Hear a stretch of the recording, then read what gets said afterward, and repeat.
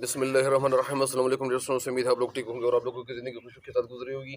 तो मज़ीद बढ़ता हूँ एक और वीडियो की तरफ, और उम्मीद है कि इंशाल्लाह ये जो सबक या जिस टॉपिक को मैंने शुरू किया हुआ है ये आपके लिए फ्रूटफुल साबित होगा इंशाल्लाह। किताब लिखने का मकसद ये, इसी हवाले से मैं तकरीबन 2 वीडियो अपलोड कर बना चुका हूँ, और इससे इंशाल्लाह ये वीडियो नंबर 3 है, यानी नंबर 3 वीडियो ये मैं बना रहा हूँ। और मुझे उम्मीद है कि इंशाल्लाह जिस तरह जो और वीडियोज़ जो थी उनसे भी आप लोगों को इन्हें फ़ायदा उठा हुआ होगा, और इससे भी इंशाल्लाह इस्तेफ़ादा करेंगे, फिर उठाएँगे।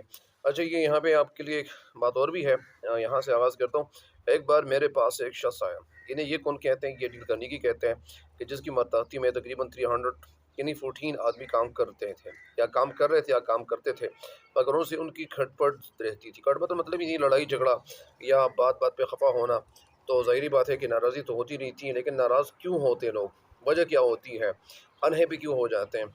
और फिर मेरे स्कूल से तालीम हासिल करने के बाद उसके रवैये में या रवैया में बिल्कुल तब्दीली आ जाने की वजह से अब वही मातहत मुलाज़मीन उसकी मोहब्बत का दम भरते हैं। मतलब इसका यह है कि स्कूल में इनका जो इदारा था, कायम करदा इदारा जो था, इनके पास इनके इदारे में बहुत सारे लोग आते थे, और वो क्यों आते थे? वो इसलिए आते थे ताकि वो इस इदारे से कुछ न कुछ अपने ज़हन में अपने साथ लेके जाएँ। लिहाज़ा वो इंसान भी इसी तरह इनसे जो या इनके जो महतात थे, जो इनकी जो फैक्ट्री में काम कर रहे थे, उनके जो मज़दूर थे, उनकी मज़दूर उसके उनकी जो फैक्ट्री है या जो जगह थी, तो उसमें जो काम कर रहे थे या काम करते थे, ज़ाहिर बात है कि उनसे इन्हें कभी-कभार तलख़ी वग़ैरह पैदा हो जाती थी, या तलख़ी पैदा होने का ख़दशा होता था, डर वग़ैरह होता था।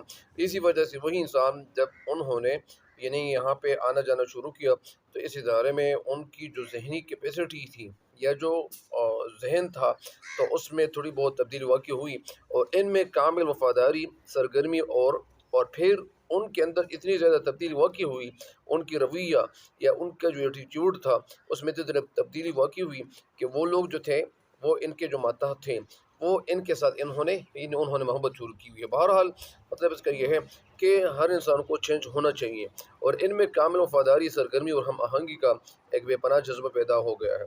यानी कामिल वफ़ादारी, फैथफुल, सरगर्मी, एक्टिविटी और हम आहंगी, यानी एक जैसा होना का एक बेपनाह जज्बा पैदा हो गया। बेपनाह यानी बहुत ज़्यादा।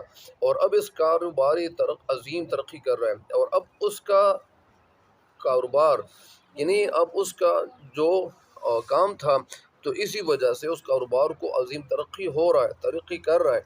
तो वो वजह क्या होती है? अपने आप को तब्दील करना। सैकड़ों आदमियों ने मेरे बनाए हुए उसूलों पर कारबंद होकर कसीर व फ़वाइद हासिल किए हैं। सैकड़ों लोगों ने, बहुत सारे लोगों ने मेरे बनाए हुए उसूल, यानी मैंने जो प्रिंसिपल्स बनाए हुए हैं, उन पे कारबंद रहना, यानी उन्होंने जब इन पे अमल किया, कसीर फ़वाइद, कसीर मतलब ये बहुत ज़्यादा फ़वाइद हासिल किए हुए हैं। कौन से फ़वाइद हासिल किए हुए हैं? ये आगे चलकर इंशाल्लाह आप लोग इनसे इस्तेफ़ादा करेंगे, और कुछ न कुछ बातें तो यहाँ तक ये हो गई हैं। बहरहाल एक शख़्स लिखता है कि इन उसूलों पर अमल करने से लोगों पर असर डालने के ऐसे-ऐसे तरीके मालूम हो गए हैं।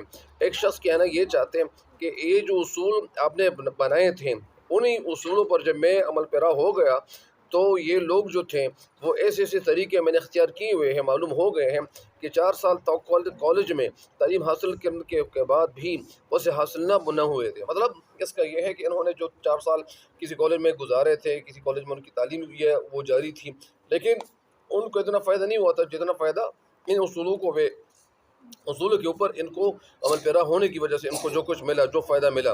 बात दरअसल ये है, मतलब ये जो बात है वो असल में ये है कि हम अपने जिस्मानी और रूहानी इस्तेदाद के सरमाए से खातिर ख़्वाह, यानी हम अपने सरमाए से, मतलब इसका ये है कि हम अपने सरमाए से कौन सा सरमाया है? अपने जिस्मानी और रूहानी इस्तेदाद का मतलब सलाहियत के सरमाए से खातिर ख़्वाह यानी फ़ायदा उठाने का इल्म नहीं रखते। खातिर ख़्वाह मतलब यानी मुकम्मल तौर पर, यानी हम इससे फ़ायदा नहीं उठा पा रहे। वजह क्या होती है? उठाने का इल्म नहीं रखते, हमारे अंदर ये इल्म है ही नहीं कि हम लोगों के साथ यानी उठते बैठने या उठने बैठेंगे या उठते ही बैठेंगे को तो हम किस तरीक़ों को अपनाएंगे। हालांकि हम में से हर एक के पास बेशुमार आल सलाहियतें मौजूद होती हैं या मौजूद हैं। हमारे पास यानी हमारे यहाँ या इर्द गिर्द जितने भी लोग हैं, तो उनके अंदर ये क्वालिटीज़ मौजूद हैं, लेकिन वजह क्या है उनको पता नहीं। अपने हवाले से उन क्वालिटीज़ का उनके अंदर एहसास पैदा नहीं हुआ है।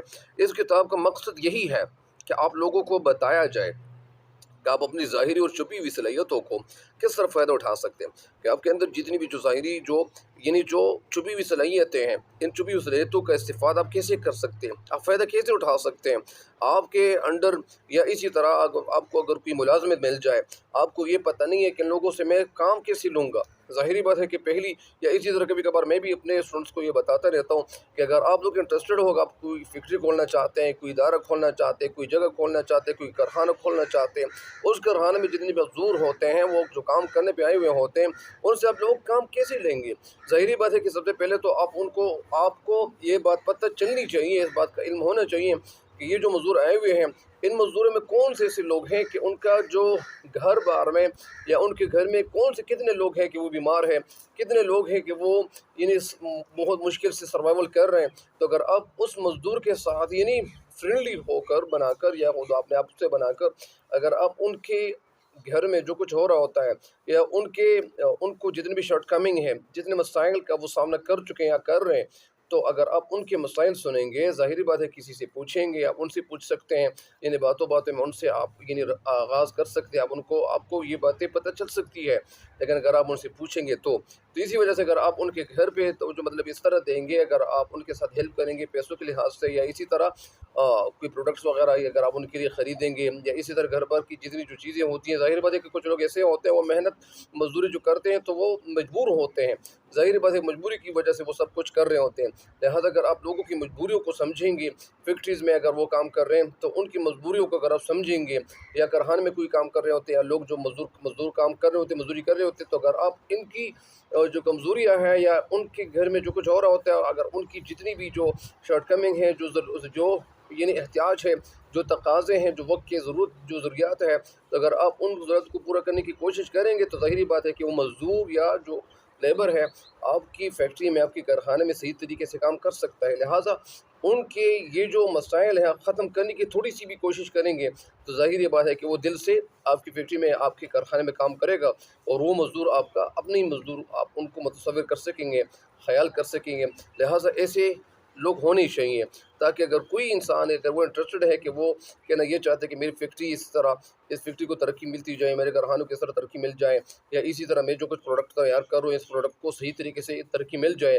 آپ کے اندر ایمانداری بھی ہونی چاہیے، اور ساتھ ساتھ ایمانداری کے ساتھ ساتھ آپ کے اندر یعنی سیلف کانفیڈنس بھی ہونا چاہیے، اور ساتھ ساتھ آپ کے اندر یعنی صلاحیت یہ ہونی چاہیے کہ آپ انسانوں کا جو دکھ ہے، انسانوں کی جو غم ہے، ان کی جو پریشانیاں ہیں، ان کی جو ضروریات ہیں، ان ضروریات پہ آپ کو فوکس رکھنا چاہیے. تب آپ کی جو فیکٹری ہے، کوئی کارخانہ ہے، وہ ترقی کی طرف گامزن ہوگا. ظاہری بات ہے کہ وہ لوگ دل سے کام کریں گے، تو اگر وہ دل سے کام کریں گے تو آپ کی فیکٹری کو چار چاند لگ سکتے ہیں. بہرحال تعلیم حاصل کرنے کی غرض صرف یہی ہے کہ اس کی مدد سے دنیا کی مشکلات کا مقابلہ کیا جا سکے. دنیا کی جو مشکلات ہیں، یعنی جتنے جو مشکلات ہوتے ہیں ان کا مقابلہ کیا جا سکے. لیکن مقابلہ تو کیا جا سکتا ہے، لیکن میں ایک بات یہ بھی بتاتا ہوں کہ یہاں پہ ایک بات یہ بھی قابل توجہ ہے کہ آپ مقابلہ نہیں کرنا چاہتے. مقابلہ کیا ہے؟ مطلب یہ نہیں آپ کی زندگی میں جو بھی مصیبت آ گئی ہے تو اس مصیبت کو آپ اللہ کے کرم سے آپ اس مصیبت سے چھٹکارا حاصل کر سکتے ہیں. اللہ تعالیٰ سے دعائیں مانگ کے آپ صدقہ خیرات کر کے آپ ایسے کام کر سکتے ہیں کہ وہ جو مصیبتیں ہیں، جو تکالیف ہیں، جو تکالیف آپ ان کا سامنا کر رہے ہیں، تو اسی وجہ سے آپ کی تکالیف وہ ختم ہو سکتی ہیں. لیکن آپ کو اللہ تعالیٰ کا فضل بھی آپ کے ساتھ ساتھ شامل حال ہونا چاہیے. آپ ان کا مقابلہ تو نہیں کر سکتے، لیکن یہ تو اللہ تعالیٰ نے یہ دنیا کریٹ کی ہوئی ہے، اللہ تعالیٰ نے یہ جو ورلڈ ہے یہ کریٹ کیا ہوا ہے، اس دنیا کو اللہ تعالیٰ نے کریٹ کیا ہوا ہے. لہٰذا آپ کو اللہ تعالیٰ سے مدد ضرور مانگتی رہنی چاہیے. آپ کو یہ مدد بار بار اللہ تعالیٰ سے مانگنی چاہیے کہ اللہ تعالیٰ میرے ساتھ مدد کرے. بہرحال ہربرٹ اسپینسر کا قول ہے کہ تعلیم کا بہترین مقصد علم کا حصول نہیں، یعنی ان کا یہ قول ہے کہ تعلیم کا جو بہترین مقصد ہے علم کا حصول نہیں. حصول کا مطلب یعنی حاصل ہونا نہیں ہے کہ صرف آپ یعنی علم حاصل کر لے، عمل ہے. اور اسی لیے یعنی علم حاصل کرنا نہیں ہے بلکہ عمل ہے. عمل مطلب پریکٹیکلی آپ کتنے اسٹرانگ ہو، اور اس لیے یہ کتاب لوگوں کو عملی راستہ بتانے کے لیے پیش کی جا رہی ہے. اور اسی وجہ سے انہیں ڈیل کارنیگی کہتے ہیں کہ میرا مقصد یہی ہے کہ میں لوگوں کو تعلیم کے ساتھ ساتھ عملی لحاظ سے تیار کرنا چاہتا ہوں تاکہ وہ عملی لحاظ سے کچھ کر کے دکھائیں. ظاہری بات ہے کہ علامہ اقبال الحمد للہ کا ایک شعر ہے کہ عمل سے زندگی بنتی ہے جنت بھی جہنم بھی، یہ خاکی اپنی فطرت سے نہ نوری ہے نہ ناری. مطلب اس کا یہ ہے کہ عمل لحاظ سے آپ کچھ بن سکتے. اگر آپ مثال کے طور پر یہ جو بھی بچے یہاں پہ پیدا ہوتے ہیں، اس دنیا میں آ جاتا ہے، تو وہ اگر وہ پیدا ہوا ہے تو وہ فطرتی اسلامی پہ پیدا ہوا ہوتا ہے، لیکن اگر ان کے کام، اگر ان کے اعمال وہ صحیح ہوں گے تو وہ جنت میں جائیں گے، اور اگر ان کے کام اور اعمال وہ صحیح نہیں ہوں گے تو ظاہری بات ہے کہ وہ جہنم میں جائیں گے۔ اسی وجہ سے عملی لحاظ سے اگر وہ کچھ اچھا دکھائے گا تو ان کو پازیٹیو رسپانس ملے گا، ان کو فروٹفل ان کی زندگی بن سکتی ہے، ان کی زندگی بہتر ہو سکتی ہے۔ لیکن اگر وہ کوئی کام نہیں کرے گا، اگر کوئی ایسا، اگر ان کے ذہن میں ایسا جذبہ نہیں ہے، دل میں ایسا جذبہ نہیں ہے، تو ظاہری بات ہے کہ ان کو کامیابی کیسی مل سکتی ہے۔ بہرحال یہ ویڈیو بھی اختتام پذیر ہونے کو ہے، اور مجھ امید ہے کہ انشاءاللہ آپ لوگ ان ویڈیو سے بہت زیادہ فائدہ اٹھائیں گے۔ تب تک کے لیے مجھے دیجیے گا اجازت۔ اللہ نگہبان۔